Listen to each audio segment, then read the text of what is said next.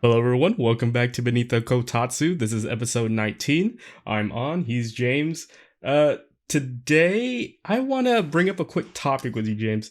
What's that? I want to ask you, what makes an anime good? What is that secret sauce that keeps you coming back to the same anime? Like, do you remember when we talked about like those moments where you want to go back and rewatch an anime for? Right. But what in general makes a good anime? Like, can you give me an anime you really like and then kind of give me like an understanding about why you really like that anime? Oh, I mean, this is just for me, right? Everybody's gonna have their favorite anime. It's gonna be from different from person to person. Obviously, there's people that really freaking like really bad anime, and then there's Right. people that just follow, the top scores on my anime list. Mm-hmm. For me, and this is my answer is gonna be Evangelion, right? Right. And you know how old people like in TV, they're like, "Oh, this Metallica song from the '80s reminds me of my youth," stuff like that, and that's the thing that they only ever watch because it Mhm. reminds them of the good times. Uh, I remember when I was a younger kid, I saw Evangelion. And I was on vacation. I was like, "Oh, let's watch this really late at night." And I was like, "What?" This completely blew me away. So, it was an exposure to a different idea, stuff that I thought could never be created in science fiction or whatever genre it may be. Right. Also, it has to be something that makes you feel a ton of emotions. Like, even if it's, like in Game of Thrones, people really hated King Joffrey. Characters like that make me enjoy a show when it makes me feel hatred towards something, right? Right. Hatred towards a situation, whether it's injustice to a character or, if a team wins a competition Right. and you're happy for them. Spoiler alert, Mashiro Noto. No, I'm just kidding. I just finished that episode and I got chills beyond belief from that episode because I was hyped up for it. And that's another one of those shows that make a good anime. It Right. builds anticipation towards an event. When it has a good build, that's when it's like the best for me. Like, just because you know how I like wrestling, pro wrestling. Mhm. In pro wrestling, you need a good build in order to capitalize with a good match. If there's a good build and then there's a bad match, it's gonna be lukewarm. If there's a tremendous build for a point in an anime and it just doesn't have that payoff that you wanted, then it's not gonna be as good as you wanted. Then it's gonna lower your opinion. So let me ask you about Evangelion. Is it Evangelion or Evangelion? Like GIF and GIF? Yeah, it's GIF and GIF. I can say it either way. But let me ask you, like, was there a lot of build in the anime? I didn't feel like there was that much build. So, like, there's not. I'm not saying that it had great build. I'm saying for that show, that one was the one that introduced me to new stuff that I hadn't seen before. Like back then, because I hadn't really seen much of anything. Yeah, you basically went from like Transformers and Pokemon and all the basic exactly. stuff into something that just blew your mind. That's just it shattered your like ideals Expectations. of what like a cartoon back then would be. It's the same reason why I always try those weird flavors that get advertised, like the Black Whopper and stuff like that. Literally the same reason. It's just food something dye. to chase that dragon of getting, a new experience out of stories. Right. What about like besides Evangelion, what other animes have you watched that have Good build. really changed your ideas about what anime can be or what it could be? Well, it's been over like 10 years since I really started watching. 15, I'd say, anime. Yeah. And I feel like the more recent shows have really had more of an impact on me than the older shows. Definitely stuff like Megalobox was because that was like the perfect anime for me because as I said, I like wrestling and it Right. was just boxing, but the build was the same. The match was everything I wanted and it was super satisfying. That was like the perfect crossover for me. I know there's wrestling animes, but I think if if I could really choose an anime that Yeah. really changed my ideas of what an anime could be, Right. I think it'd probably be Space Brothers. I know it's not like an anime everyone will love because it kind of does drag on a little bit. Oh, it does. I ended up stopping at like the desert arc, wherever that was. I remember the purple haired brothers. Yeah. Even though I stopped watching that show, I still remember a lot about it. It was an amazing show. Yeah, it's so Texas memorable, Roadhouse right? in it. Yeah. Like how many episodes? Was like 50 something, right? Or was it 100? I don't remember. It was like, because I stopped watching like at 67, and I think there's like 50 more eps or something like that, like 120, I think. I think there's remember. like 99 total, something like that. If I recall. Well, you finished it. I didn't. Yeah, I mean that's so crazy for having such a big anime, you know, like so many episodes that people. I don't think people talk enough about Space Brothers. I guess it felt like it dragged on for so long that people just didn't really remember much about it. But for me, I recall so many great moments about the anime because it was super memorable. Yeah. Because one, it talks about real life challenges, not like your standard like, oh, I'm weak, I have to get stronger, shonen type of thing. You know, like I think spoilers for anyone who hasn't watched the show, I would really recommend it. But one of the things that really caught me off guard is in the anime, Nanba and Hibito, they have this second mother figure, and her name is Sharon. Sharon.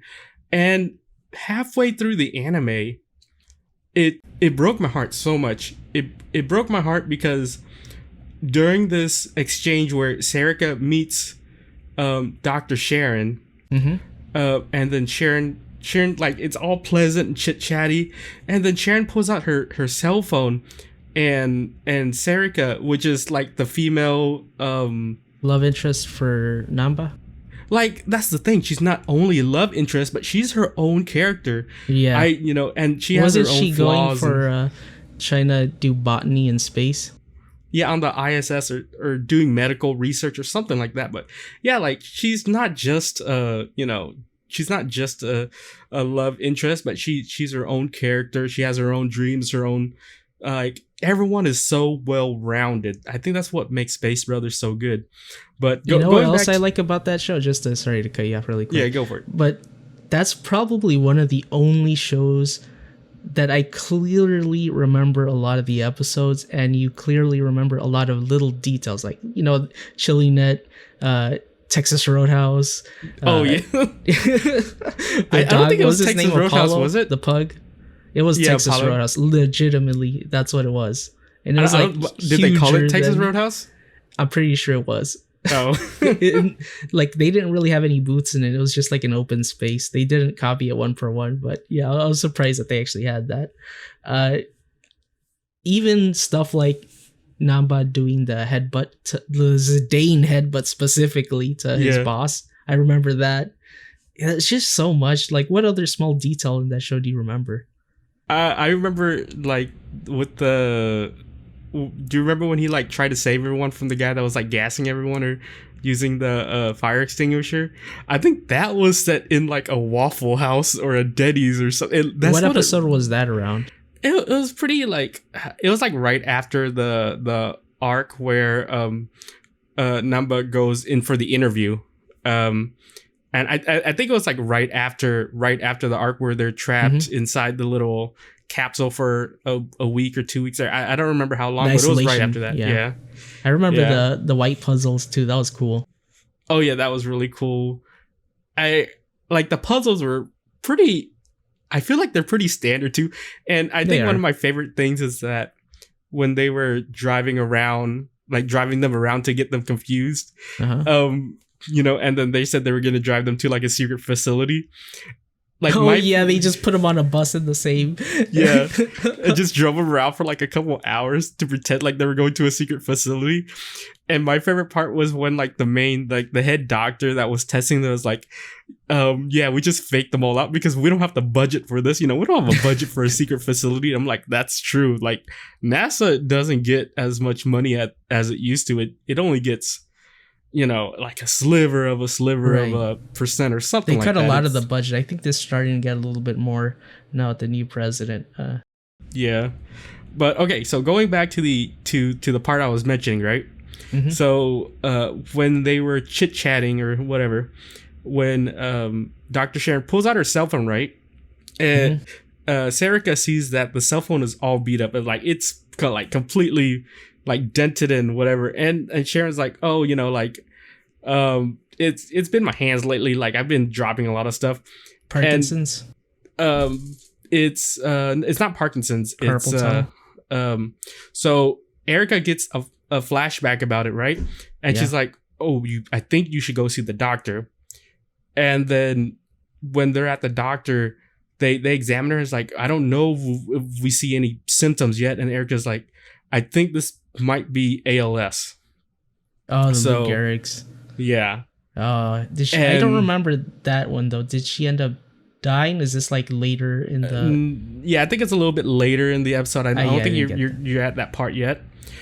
And what broke my heart so much about it was when they were driving home.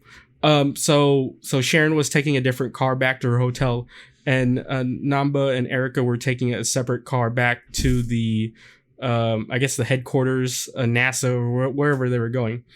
And Namba was like, "How do you know about this disease?" And oh my God, Erica's just straight told him, it's because that's the disease that killed my dad. Oh, Jesus. And you didn't do the ice bucket challenge. And I was so like, that's what I'm sorry. Yeah, I don't know what to say about you. Like, that was inappropriate, James. Yeah, I know. Because that was such a big moment. My mind went there. I apologize for you, because that. I don't know. It was such a big part because, I don't know, a lot of people go through this type of situation every day, and I'm fortunate to not have anyone in this situation, but right, I think that's I don't know. They feel like real people, don't they? They give you so much. It does. It feels so realistic. Yeah, it makes you feel like you're watching their life in real time. Yeah, obviously sped up 30 minutes per episode, but you know what I mean. Yeah, and I think my favorite part was when they like Namba and Hibito, they afterwards, like when Sharon does find out that she does have ALS, and she's regretful that she's not going to be able to play the piano anymore because the muscles hands. Yeah, well, it's not that the muscles in her fingers aren't strong enough to even press the key, like the keyboard. And separately Namba and Hibito both bought her an electric keyboard with like very easy to use. Is it those flat ones that you just touch and it plays a note? No, not that. It's like I guess, but it's basically ones that have like altered pressure for the electric keyboard to work, very light keys. Just like those mechanical keyboards, you have your cherries and your browns and your blues. Yeah, exactly. Stuff Yeah, like it's interchangeable. Degree, of course. Yeah.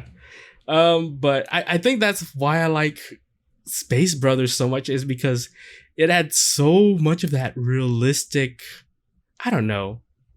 It just felt like it was so realistic, and it brought me into the moment. Exactly. Yeah. Like doing that stupid ice bucket challenge comment, I felt bad. For Berserk, I forgot that she was a cartoon character for a moment. Yeah.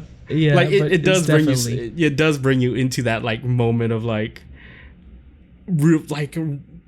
I feel anyone that watches that episode and they actually have a family member that goes through that, I'm surprised if they're not crying themselves, or they have that same reaction. At least shed a tear, because when it makes you have that type of emotion, that's next level good.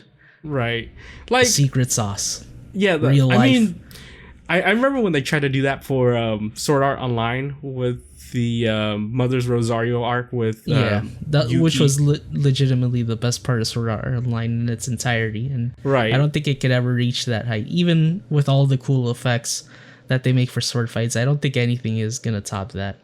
No right. P-chan either, though it comes close. I think the reason why, like, okay, yeah, they brought it up that she had like AIDS or whatever, like she was gonna die, and then everyone was already accepting it. But it felt like out of nowhere, like not out of nowhere, but kind of. But a lot of the times, out of nowhere, that's how it is, right? That's how life happens. Yeah, and that's what resonates with people. That's what makes an anime a better show than it could have been if it hadn't had a moment like that. Yeah, I could see that, like when they kind of bring you like but with Space Brothers, it wasn't kind of out of nowhere.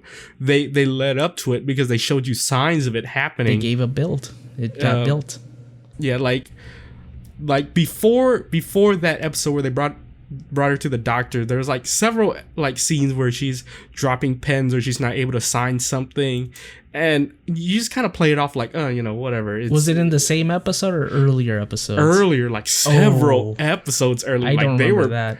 They were building it up slowly. Slow build. Yeah, until they amazing. actually drop you. Like for some reason, you kind of have that inkling in the back of your head, like, why was that scene there? That scene makes no sense, but okay, well, maybe it was just something random that they just kind of added in. But what that's they thought it out. Sorry, cut you off. Yeah. So with long builds like that, just going back to my pro wrestling thing, sometimes they'll, smaller companies will take 2 years to build something, and then when it finally happens, you forget, kayfabe, it's fake. And it puts you in that zone. It's like, oh my god, I can't believe this is happening. This is a historic moment. Obviously, because you're invested, right? Yeah, exactly. You're invested. You didn't think this would ever happen. You didn't think they would ever take this place, but you're glad that they're finally exploring it and doing it. Yeah.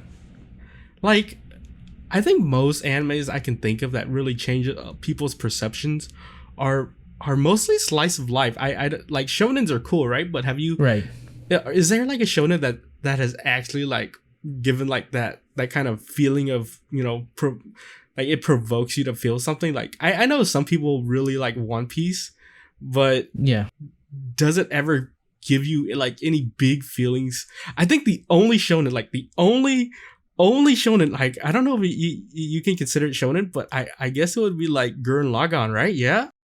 No, I wouldn't say just... At first, I was going to say just Gurren Lagann, but now that I thought about it for a second, there are moments in One Piece. I don't think you saw what happened to Whitebeard. No.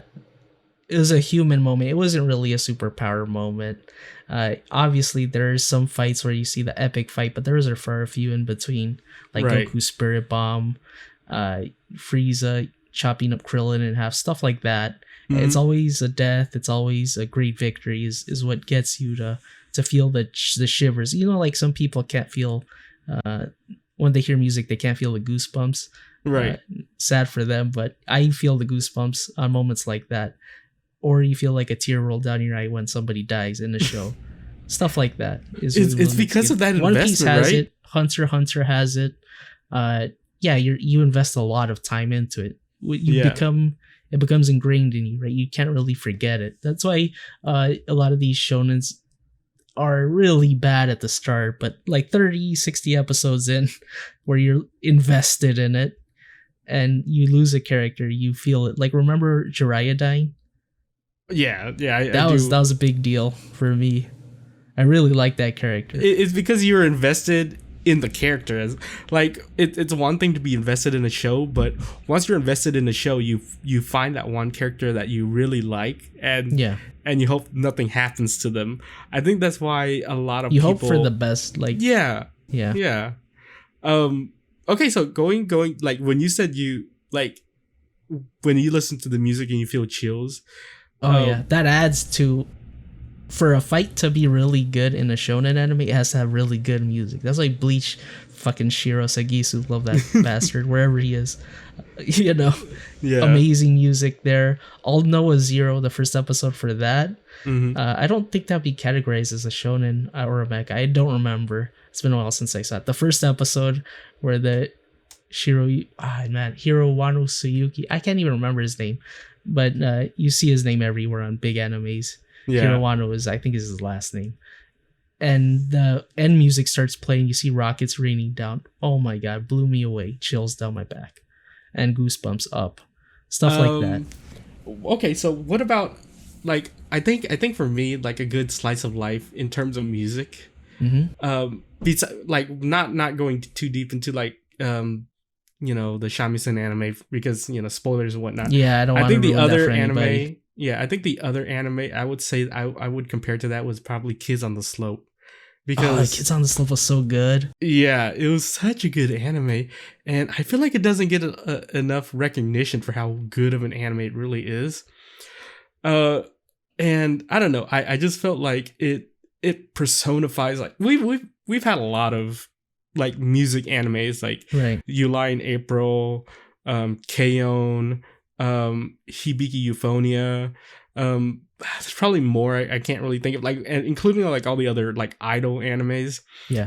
But I think each one kind of brings its own set of musical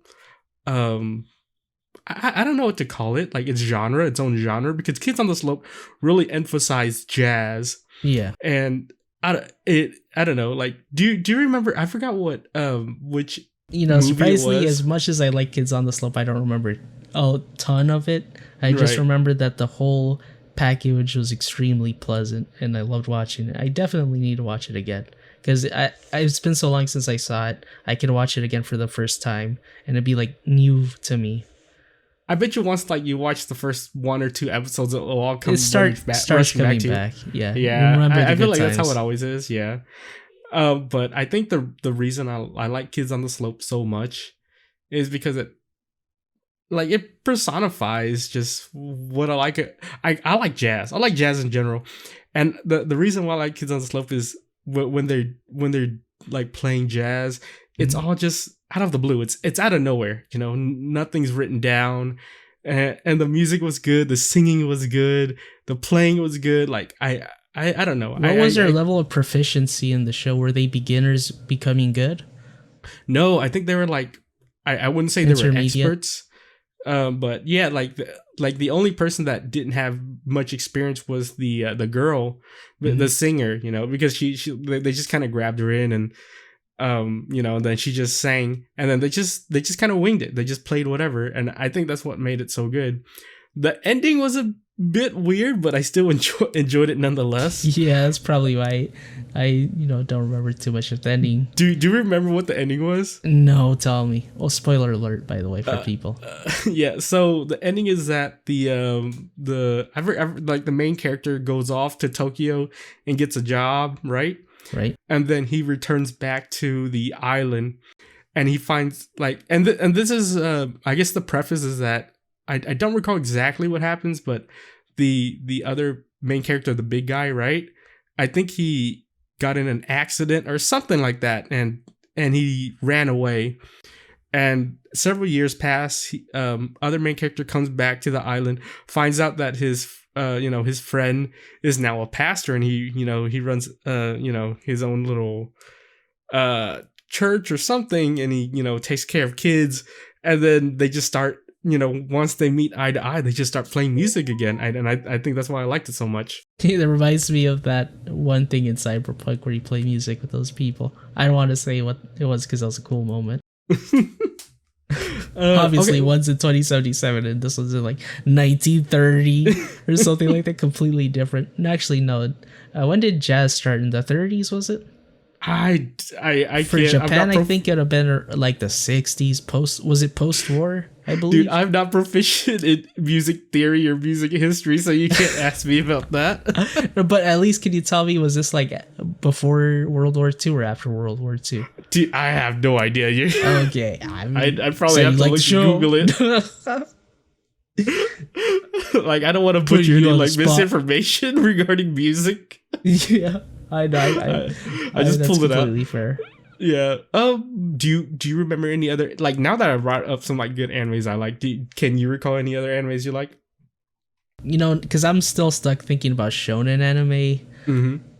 I would say One Piece has a lot of good moments in it like that, but far and few in between. A lot of the stuff that I liked was more recently in the with the character Big Mom, how she would sing and dance with her plant creatures, you know. But I don't think that's alone is what makes it. That's just a fun moment, you know, moments that regardless of how much filler there are, you're always gonna remember. Stupid stuff like Bulbasaur Solar Beam in Pokemon Season 1. I kind of recall that, yeah.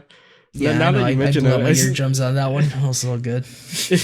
I don't remember the context Little of it, kid but I do lost remember his it. shit doing it. I was like, oh my god, Wait, he can do it if he tries. Didn't like I just remember him doing it in a battle where like Bulbasaur was like launched into the sky, and then like it was blocking the sun, and I guess it was absorbing the sun, and it shot a solar beam. That's all I remember. I don't know, something like that. Yeah, it was at night. I think I don't remember. It was a long time ago. I was a little kid, but I remember losing my shit over that. Jumping on the couch, I was like, oh my god, he can do it if he tries. Fucking I think I can. Was it that Thomas the Tank Engine said, or some other train? Yeah. So random. Okay, you know what was a random anime that I want to bring up? I know you really love this anime. Which one? I love this anime too, but I totally completely forgot everything about it. So I'm talking about Bakuman. Do you remember that anime? Oh, it does like 5 seasons. Remember when we got those Bakuman blind boxes at that con? And we got all the characters between both of us. Yeah, we literally just bought up the whole case. Yeah, it was like pretty expensive just for Bakuman, but they didn't really have any other merch for it, and we were desperate. Yeah, it was, and when we're saying Bakuman, it's not the kids show, which has like a similar sounding name. There's another one that sounds similar. But like, yeah, what like do you remember like the kids show? I think it was called like Bakugan. Bakugan. It was the one where they shoot like pebbles or tops, or something like spinning tops. No. It wasn't tops. It was like one where they had like mini robots where they had it in their hands. Yeah. And they loaded them with marbles and they shot them at each other. Oh, I don't remember that. That sounds way different than what I remember vaguely. I never watched Bakugan. I remember there was one about...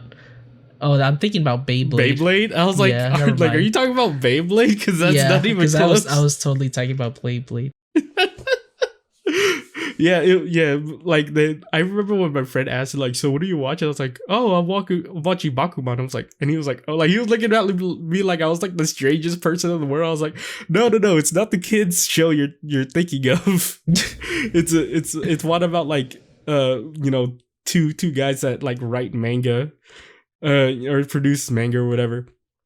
The good thing about that is you saw them go through the struggle of trying to work out what makes a good, story, plot, everything. They're pretty much how to make the best story possible. This is the show. I think there was like 3 seasons total, right? I feel like there was 5 or 4. Feels like there was a lot of episodes for that show. I think there's 3 seasons, and in each season there was like 24 episodes. Probably, yeah. There's a lot of episodes. Them trying to figure out what makes a good show or a good manga somehow made a great show, which is kind of fun if you think about it. Yeah, like it's so meta, isn't it? Yeah, meta is the word that I was thinking about for sure. I don't know. Wasn't that based on a true story, like an actual duo in real life? It might have been just hearsay on forums. Something about might have been related to the creators of Death Note or something like that. I'm not sure. It was so long ago. It was a random comment that sticks out in my head that I read on a forum. I just recall like the plot of the story, which was like the main character is in love with this one girl, and she's a voice actress. Right, and they promised to make a manga into an anime for her to be a voice actress in. No. She was like, once you voice act in my manga, we can get married or something. Like the original promise was to get married or whatever. And basically, like, you know, they like, spoiler, they fulfill that promise. I think my favorite part, or my favorite characters, was like the secondary guy, and the blonde guy. Yeah, I forget his name though. I don't remember any of their names. I don't to remember. Be honest with you. Dude, it's been so long. I remember the haircut though. It was like all spiky, wasn't it? For the blonde guy, yeah. Yeah. And the main character, the blue haired dude, but mostly the voice actress girl. So it was like I think my favorite, like, it was the blonde guy, because he and like the other girl, like, that was friends with the girl that the main character liked, they just randomly got married, like, just randomly. Do you remember that? No, man, it's been at least almost a decade, hasn't it? Or a half a decade. It's like, now that, like, since we're talking about it, like, Pete's and bits of it are coming back to me, because for sure there were two guys and there's two girls. That's what I remember, like, as being in like a friend group, you know, and then they have like rival manga artists and stuff like that. But I just remember, like, the two side characters, or not side characters, but like the two other characters, they just randomly got married. That's all I can remember. And I remember it was like, they didn't make it a big deal, but like, they just got married. That was a pretty big deal. So I don't know. Now that you're like jogging my memory on all these anime, and this is gonna be one show I definitely know you didn't watch. This is Berserk. Rip Muira. I can't pronounce his name. I'm like on a bad pronunciation run today. But yeah, the creator of Berserk just recently died. And Berserk, I never read the manga, right? And right. Obviously it's I'm not doing myself a favor doing that, because it's amazing art. I just seen a bunch of panels from it. I saw the Netflix movies of Berserk. This is where there's like no real powers involved, and it was just a story about, you know, the main character fighting with his friends, the band of, you know, misfits, I guess you could call it. And the tragedy at the end of the show, because they spent so much time building up the friendship, completely like stuck with me forever. Like, that was the worst betrayal that I've seen in any show, I think, ever. And that's why I always remember Berserk. It like obviously does have amazing fights, but it's coming up, like, the only thing that comes up to me when you say that's like top 10 betrayals in anime. Basically. But it was also grotesque because of you know, the forces involved in it. Yeah, it's Berserk. Like, I don't want to say anything because you don't watch it. Hopefully one day you will, because it's definitely worth it. Just one rainy day, just watch the movies on Netflix and then get back to me. Yeah, well, if it's on Netflix, I'll probably watch it when, you know, I have nothing else to do. Yeah, so I think the Golden Age or something like that. Yeah, I remember one anime that we both really enjoyed. Do you remember Bokura wa Mina Kawaiso? I remember, is that the one with Kawaiso Senpai or something like that? Yeah. I remember that name, but I don't remember. Like, explain it to me. What was it in that show? It was the one where the guy has to live like in a, I wouldn't say it's a dorm, but it was somewhat of a dorm. And it's separated. Oh yeah, there's by, like a programmer living in the dorm as well. I don't think so. Not a programmer. I think I'm probably thinking of a different one. I'm thinking about the Punch Club that had a programmer living in the dorm. All these dorm animes merge together for me sometimes. I think the anime you're talking about, I think it's like Sakurai or something like that. I'm thinking of like 5 other different animes. That's not this one. The one I'm talking about is the one where like it's separated into like guys and girls. The one that they bonded and then over books. Yeah, they bond over books. That's the one I was talking about.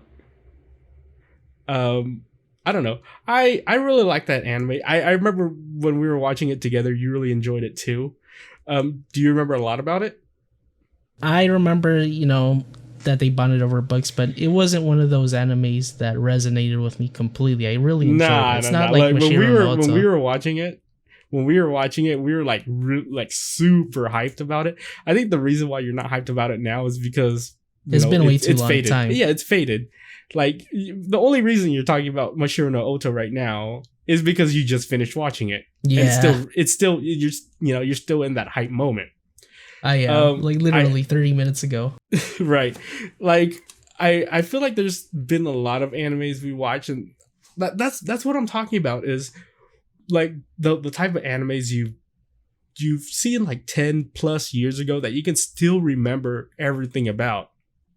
Like it's those type of animes that I don't know. I can recall like maybe like in my hand of what the animes I can fully remember. Like my like I don't know why my brain chooses to remember these animes so much, but I think the first one like I can remember fully was like Read or Die, which is like an absurd anime, but I recommend it to anyone who really likes like action with was that the one where they had one of the ladies that had like slips of paper she used for yeah, like there's a movie like that, attacks.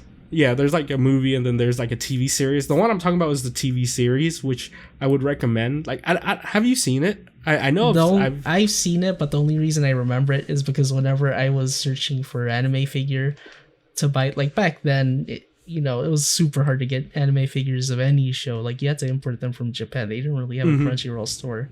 Right. And I got my identity stolen by one trying to get an Evangelion statue. I shut that down really fast. But anyways, I'm getting off the topic here. Read or Die was always one of the ones like, it looks pretty good. It's $20. I should buy it. But I never did.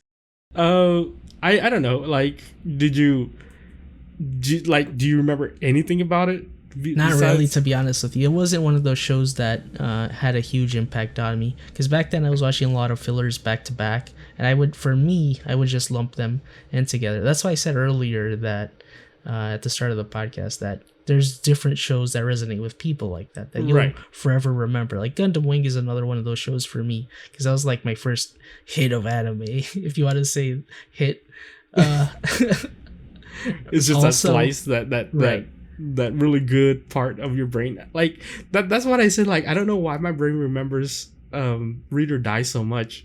Like the music was one thing. Like it had really good like probably one of the best openings for an anime I've ever seen. Like bar none, one of the best. And like I don't know, the like story opening just resonated. Themes or just like an opening scene? No, the opening theme.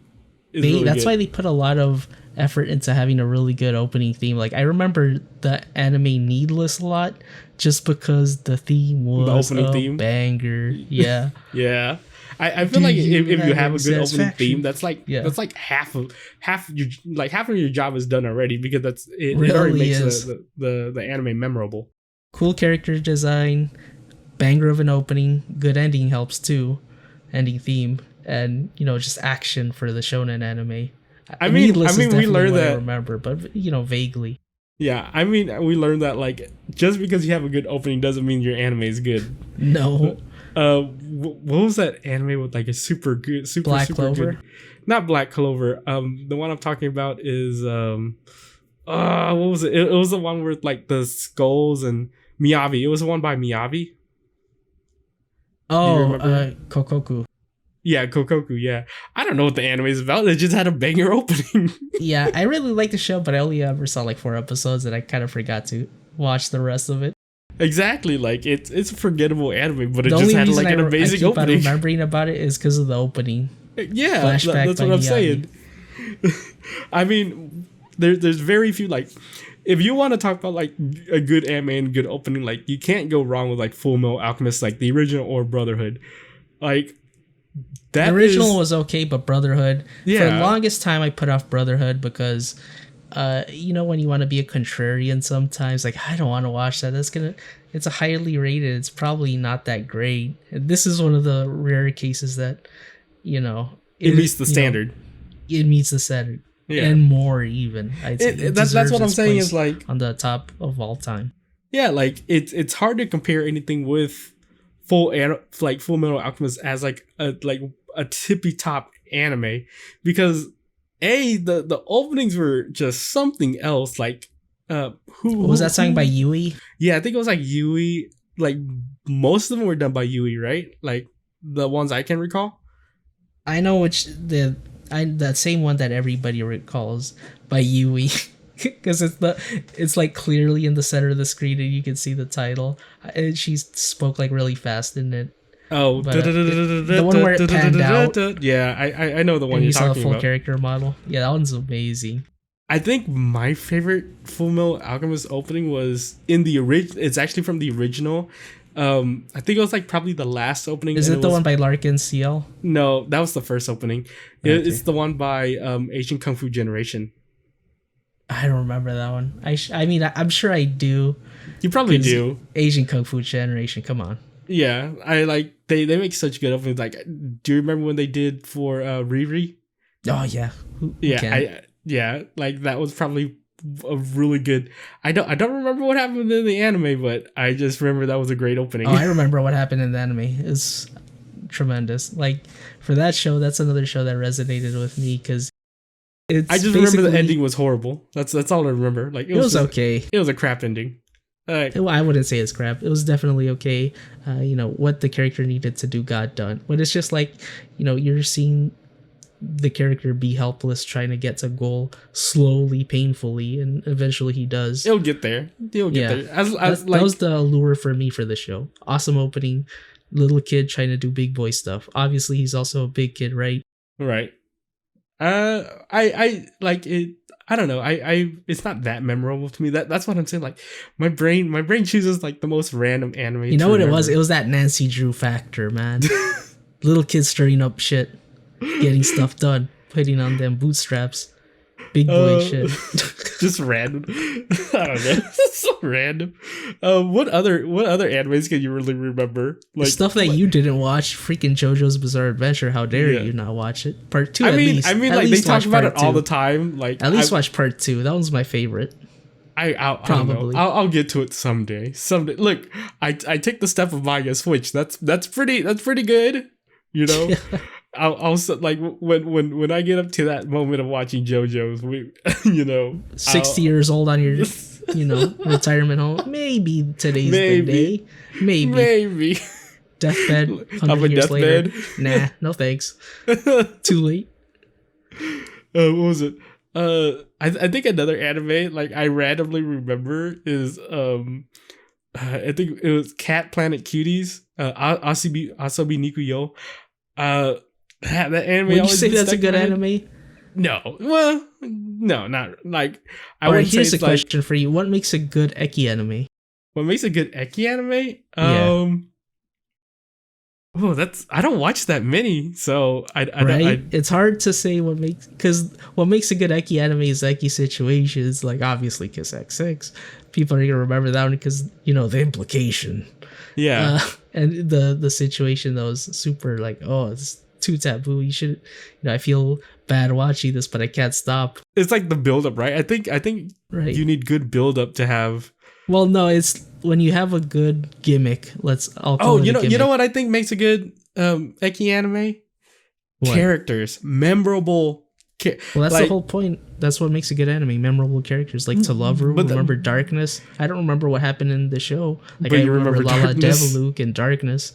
That's what I'm saying. Is like I think that's what makes a good eki anime is when they create female characters that you actually like or you enjoy watching. It doesn't matter the gender. I just want to watch good characters. But when we're talking about eki anime, it's mostly gonna be about the females, unless you're talking about the what's the female version of that? I don't remember.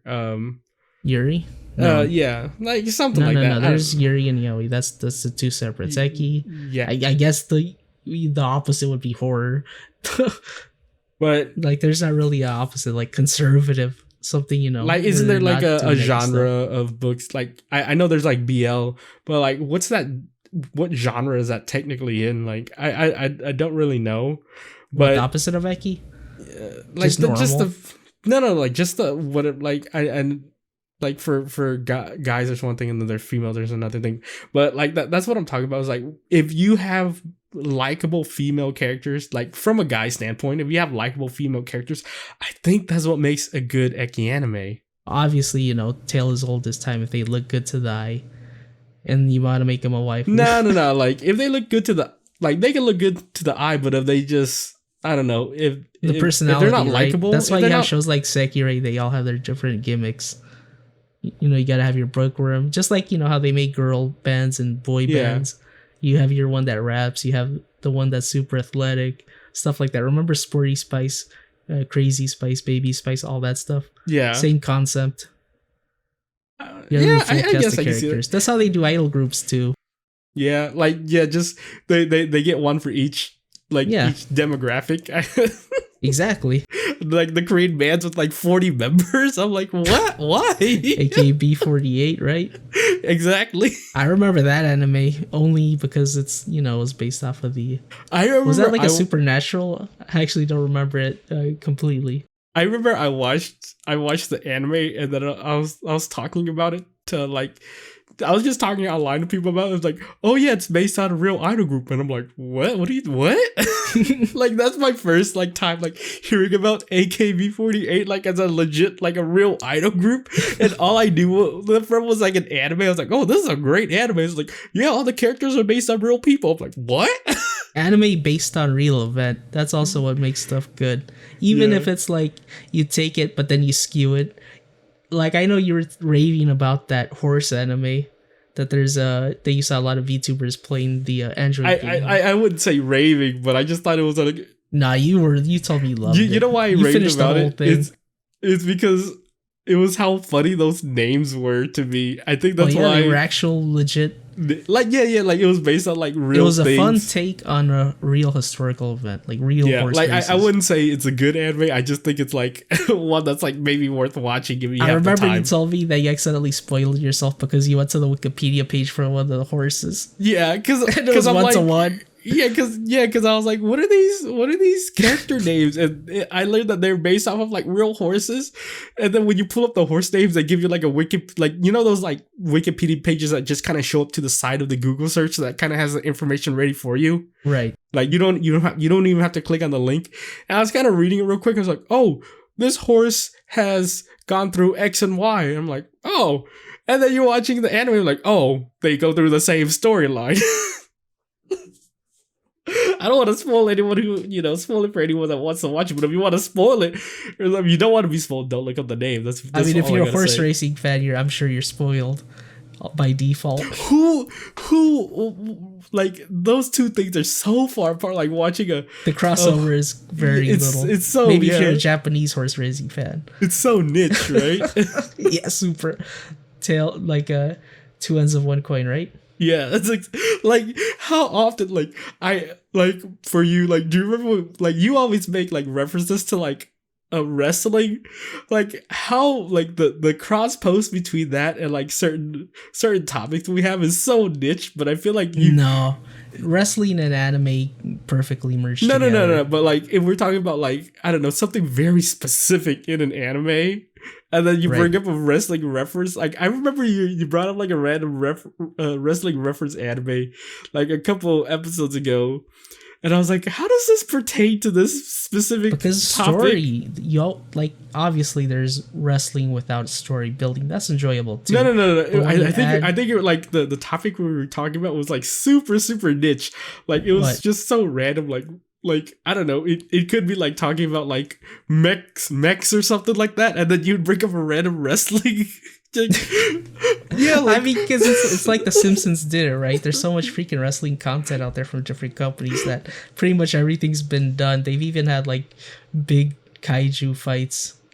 Yeah, I'm not surprised. Like, do you remember, like, this is not technically wrestling, but what? Do you remember when that one, I think it was like boxer MMA, he came out dressed as Sans?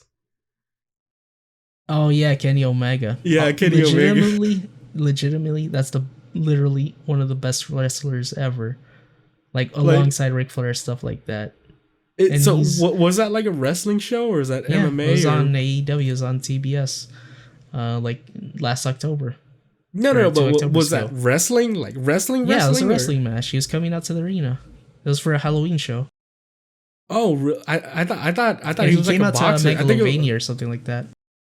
Really, I thought he was like a legit boxer. I'm not talking about like when I say athlete, wrestling. That's for sure. Yeah, he's a legit athlete, but was he coming out for like wrestling match? like a wrestling, like a stage show wrestling match, like a fake one? A fake one, dude. Oh, Obviously, I didn't they know get that. hit and stuff like that, and they get their concussions and broken ribs. I legit thought he was like an sockets. MMA fighter or something like that, because he has that build for it. He might have done it in the past. I know Shinsuke Nakamura tried to do MMA at first, and then he transitioned to wrestling. I know Dos Caras Jr. tried to do MMA and got his ass whooped by a legit MMA person, Crow Cop.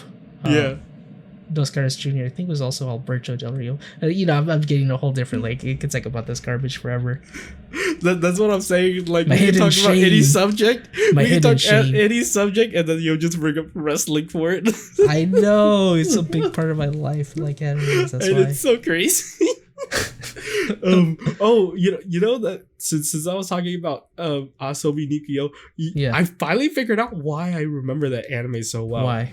Because of the title? Because there was one scene in the anime about them meeting this like an android or something, and she was about to be decommissioned or something like that. And they just had like one of the most amazing like mid-roll songs. It was Spaceman. It was like an old ass Japanese song, and it resonated with me so much because it was such a good song. It was such a memorable scene. I think just because of that one scene, that anime was stuck in my head. I think that's all it is. Like, do you remember when we were talking about Knights of Magic, and then just that one scene of them like doing that crazy bit where they're coming out? Yeah, just that one scene made us remember like most of the anime. Like, all you need is that one scene to keep a good memorable, like the anime stuck in your head. You know what also makes a good anime for me? What? A sense of adventure, like a legit. You feel like you're going on an adventure with characters. Just like how Pokemon, Ash goes on his adventure. Everybody's a little kid watching that show, and then you see this kid go on an adventure by himself, and you're living through that with them. Kind of like how people grew up with Toy Story. Yeah. I don't know if I can really think about like I know Pokemon's an adventure, but I'm not watching Pokemon for the adventure. I'm watching it for the battles, Well, not from. I didn't really ever care about the battles too much, to be honest with you. That was the best part, is the battles. Like, what are you talking about? You watch Pokemon for the battles. I was there for the friends they made along the way. Get out of here! Get out of here! You were there waiting for one of them to not. You know what? Is your friend? Nah, bro. Remember when Pikachu was offered the Thunderstone? Don't tell me you don't remember that. I do. That was a during huge the drama EV moment. arc, right? Yeah. Is your favorite Pokemon that wrestling bird? Wrestling bird? What are you talking about? It was like Lucha. Yeah. Nah, I'm not really much of a fan of Lucha Libre.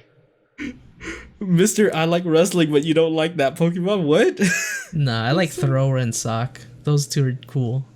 They're wearing gis. The original Hitmonlee and Hitmonchan. Do you remember that episode? Yeah, the one with Primeape, the G1. The one with Dude, legit, Ash gave away all his Pokemon. I was like, what the heck? God. Dude, and you never really saw Primeape again, did you? Or maybe when we stopped watching, I think they had one episode. No, not at all. They never brought him back. I don't think they ever brought him back.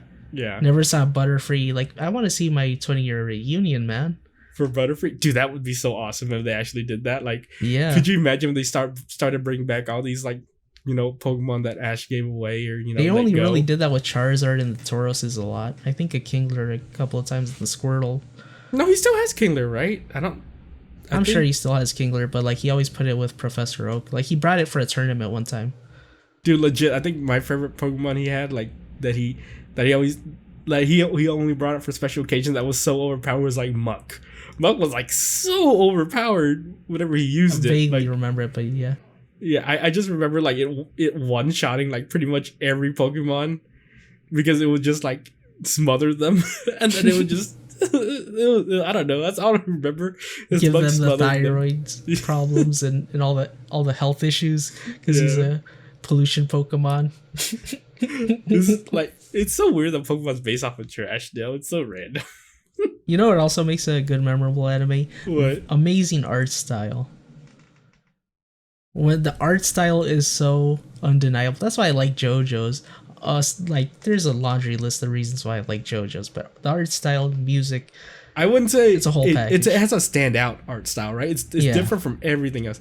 I think it's an old comic, so they've kept the art style. I think the reason I like Nisekoi so much is because it has that feeling of the same art style, like different art style, along with like the Monogatari series. They have those like weird like I don't know what to call it, where like they kind of not rotoscope, but like they vector out all the art and it's just like minimalistic art or whatever. I don't know. Like I really like that. Despair Sensei anime. I don't think I've ever watched that. Sayonara Zetsubo Sensei, the one where the teacher in a classroom with girls and the teacher's like depressed. I've never they seen had that. Those cutaways where the character would do the vector art. Basically, it was like a gag anime. It was very good. No, yeah, I've never seen it, but I don't know, like vector art, like the minimalist vector art style really gets to me for some reason. I might be misremembering that. It was either vector art or they had that thing where, instead of shadows, they'll use like a pattern inside of the shadow. Yeah, I like it's basically vector, and then they have like patterns on top of like the vectors. And I don't know. Do you like that type of art styles where I do, where they have like a background, like a background pattern, and then the anime moves, but the pattern doesn't move behind them, so it looks kind of weird. Yeah, it's like the patterns in Kill la Kill, like in that one girl's bancho outfit. Yeah, and like in the inside of the coat, you see the red lines. I really like that a lot. Yeah, the red lines never move, but I totally get that because I don't know, it's artistic. But once they overuse it, it feels kind of weird to me. I just don't like it. You got to commit to it for the whole thing. Yeah, I feel like you do have to commit to it because it's such a, I don't know, it's such a like in your face art style. Same like when we were watching Promare, like. Mm-hmm. Those like the colored like outlines, I think like you have to really commit to that because they did. I think they did. Yeah, they did very well, but because if like having non-standard black outlines makes it very hard to track what you're seeing and what you're watching. Mm-hmm. And I don't know. They committed to it, but I feel like I don't know. They could have did a little bit. Like maybe it darkened the outlines or something. Maybe because I did. For me, the dragon was the only thing I didn't. It looked good, because I was but it didn't 3D, go though. With the rest of it. It was in 3D.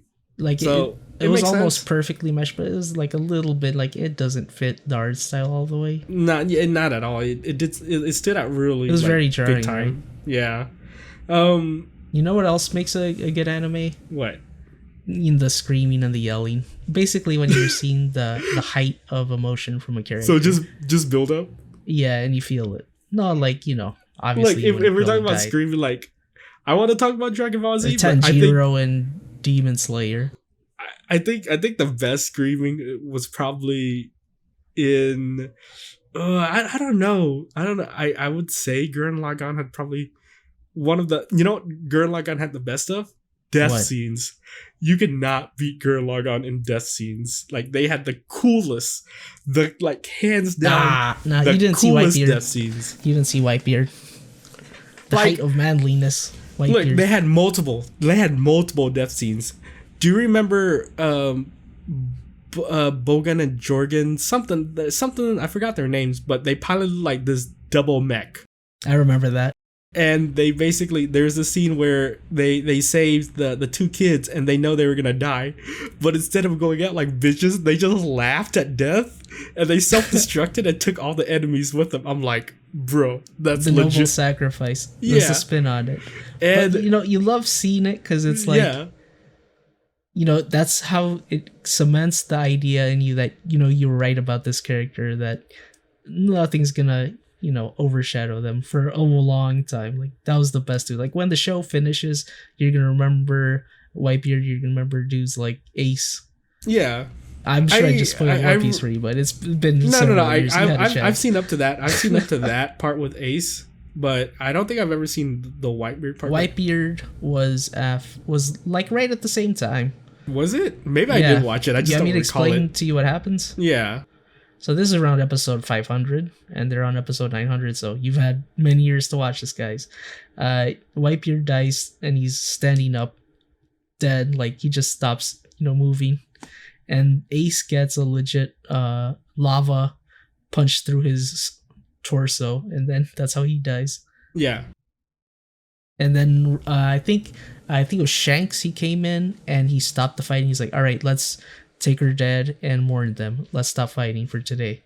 I do recall that. I just don't remember it like as vaguely as you, because I don't know if I could put that in like a memorable part, because I don't think I'm that invested in One Piece. That was like one of the biggest things of I think it's memorable.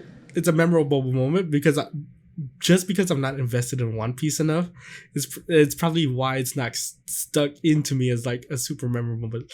Like going back to Gurren Lagann, like after the death of the twins, they had another death right after that with what's his name, the blonde haired guy that likes Yoko. Not Simon, the monkey dude. No, not the monkey dude. Kitan, or he had the star shaped mech. And it's the part where they're like getting dragged into like this black hole, this like sea of like negative energy or something, and they needed to destroy this thing at the center of the sea or something to break out of it.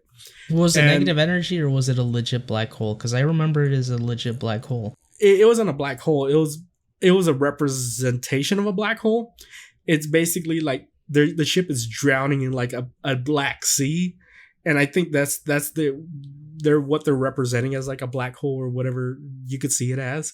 Because I remember them saying that a lot of people have gotten to that part, and that was the part that a lot of people failed trying to go up against the bad guys. Yeah, because once you're in the sea, the sea basically drains you of all your spiral energy. And what happens is that you have to destroy this thing at the center of the core. And so they're throwing missiles and whatever at it. But every time like the missiles gets close to it, the gravity is so heavy that the missiles just explode. I remember it's like coming all back to me. Yeah. And so I think Hitan, I think that's what his name was. I don't recall it, but he volunteers to go do it. And so he's riding his mech towards like the middle of this thing, like with the gravity super, super heavy, and he gets close enough and he shoots this rocket, and he's able to make a hole in the center of it to where he can drive it through, like drive his mech through. And he gets to that part, and he's trying to shoot the missiles that are like attached to a ship, right? But the thing is that the missiles malfunction because the gravity like crushes the outer casing, causing the whole mech to explode. And once the mech explodes, everyone on the ship is like, "Oh, okay, well, he died for nothing." And then out of nowhere, he like a mini version of his mech, because you know how the Gurren Lagann is like a mech inside a mech inside a mech. That's the case with him too. Like he was inside like a huge star-shaped mech, and inside of that is like his normal size star-shaped mech. So he breaks out of that, and he's carrying like one of Simon's drill for good luck. And he like channels his energy into that, and then he's able to just destroy the core, right? And my favorite part is when he's destroying the core, he goes into this like one sentence monologue where he's like, "So this is like the power of the spiral," and he's like, "This is not bad at all," and then he just straight up dies. And dude, you want to know the reason why I couldn't remember that character? Why? Because I always thought of his mech as looking like a banana, not a star. It's the same color. I mean, it's yellow, it was right? Kitan. Yeah. It was the shade of ripe banana. But yeah, like I don't know. I love that scene. That scene was so awesome to me. But like that's like a minor scene in such a big anime. In Gurren Lagann is like big scene after big scene after big scene. Like we have people hurling galaxies and planets at each other. I think that's why Gurren Lagann is such a memorable anime to so many people. Literally. Yeah, like there's no other anime that has as many memorable moments jam packed into like No, the I don't last think so. 4 episodes as Gurren Lagann. Like it's ridiculous. But also, like, there's a lot of smaller shows that a lot of people haven't seen that are just as memorable to a lot of people. Like, do you remember, like, even, no, it's not the same genre, but do you remember the one with a dog that, I think the kid dies and then he gets reborn inside of a dog? He's also an author and he lives inside of a famous author's house. Not at It was a all. wiener dog. Not at like so when you said an animal, the one I recall is did Dog you ever and watch the one Scissors about? is what it was called. I don't think I've ever watched it. Did you ever watch the one about the a mangaka adopts a cat? Did you ever see that one? Yeah, I did. Yeah, I remember that's, that. That's the only one I can recall. It was a good anime, but I don't know. I don't remember one about the dog. Is that one worth? Maybe I have watched it. It's just been so long since I remember. It was a filler anime, but you know, the gimmick, going back to wrestling, it has a good gimmick. That's what made it memorable. The character designs were very good as well. Okay, so like since we're getting close to time here, My Roommate is a Cat is what it was called. I loved that anime. I forgot about it until you mentioned it. what is like what anime would you recommend to someone that's like the most under the radar anime ever? Probably My Roommate is Under the Cat. Because we're talking about it. Yeah, like you see so many anime, you forget about the ones you really like, but then when you see the picture or when somebody starts describing it to you, it jogs your memory. And that was definitely one of the shows that I really enjoyed. I actually remember a lot of what happened in that show now that I think about it. For me, man, it's been so long since I've watched any. You know, it'd be a good show for that's really under the radar. Do you remember Barakuman? Barakuman? I recall the name. Was that the one about the guy who writes like letters or? Yeah, he's a calligraphist. Yeah, calligraphy artist or whatever. He lives on an island. I don't know if I would recommend that to someone. Like it would be something down the wheelhouse to recommend. You know what I rather recommend? Like what I would rather recommend other than that is I forgot what the name of the anime was, but it was the one where the dad is like a mangaka, but he doesn't want to find out, or he doesn't want his daughter to know that he's a mangaka. He just wants his daughter to think like he's an office worker that works like what was that? Yeah, Salaryman. Yeah, Salaryman. I don't remember what the anime is called. Do you remember it? I'll look it up. Yeah, that's the one I would probably recommend. It's probably not a good recommendation for a lot of people, but I don't know. It's it's down low. It was Kaku Shigoto. Yeah, that's the one I would recommend. So your recommendation is the dog one? No, it's My Roommate is a Cat or Barakuman.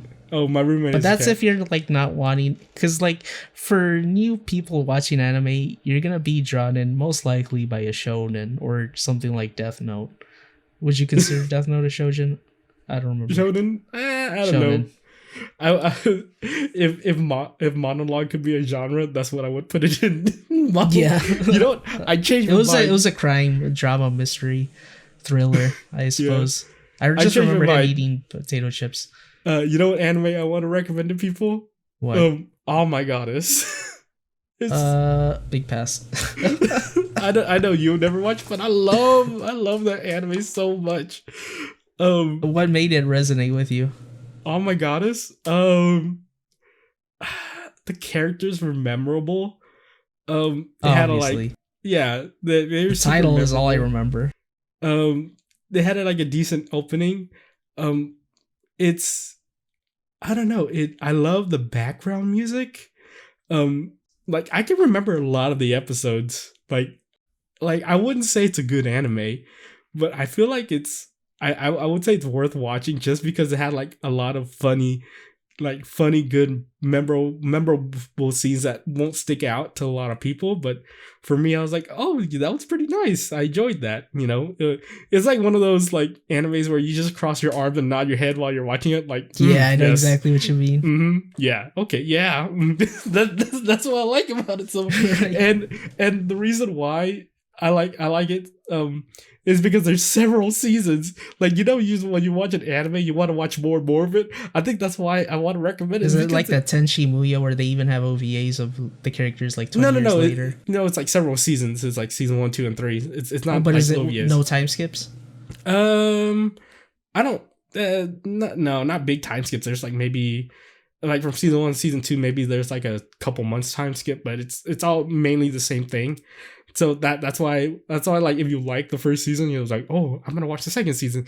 Like it's you cross your arms like, oh, I understand. I get it. I get you, and I understand why you like this why you like this anime. It's like when you're watching wrestling, you're like cross your arms like, I get it. Dude, I used to run from my friend's house in order to catch SmackDown. I was like, I don't fuck this game. I'm gonna go watch Big Show.